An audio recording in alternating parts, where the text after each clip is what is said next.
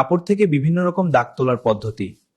কাপড়ে তরকারি বা তেলের দাগ লাগলে আতঙ্কিত না হয়ে দ্রুত ব্যবস্থা নিন। দাগের ওপর কিছুটা লিকুইড ডিশ ওয়াশিং সোপ, থালা বাসন মাজার সাবান লাগিয়ে 10-15 মিনিট রাখুন। এরপর হালকা গরম পানি দিয়ে ঘষে ধুয়ে ফেলুন। তেলের দাগ দূর করতে এটি দারুণ কার্যকর। কাপড়ে চা বা কফির দাগ লেগে গেলে দাগ লেগে যাওয়া জায়গায় সামান্য বেকিং সোডা ছিটিয়ে দিন এবং ভেজা কাপড় দিয়ে হালকা করে ঘষে ধুয়ে ফেলুন, দাগ চলে যাবে। এছাড়া সমপরিমাণ ভিনেগার ও পানি মিশিয়ে দাগের ওপর দিয়ে কিছুক্ষণ রেখে দিলেও দাগ হালকা হয়ে যায়। কলমের কালির দাগ শিক্ষক বা শিক্ষার্থীদের ক্ষেত্রে এটি একটি কমন সমস্যা। কলমের কালির দাগের ওপর হ্যান্ড স্যানিটাইজার দিয়ে ঘষুন, দেখবেন কালি আস্তে আস্তে হালকা হয়ে যাচ্ছে। এরপর সাধারণ ডিটারজেন্ট দিয়ে ধুয়ে ফেলুন। কাপড় থেকে রক্তের দাগ তোলার জন্য সবসময় ঠান্ডা পানি ব্যবহার করুন।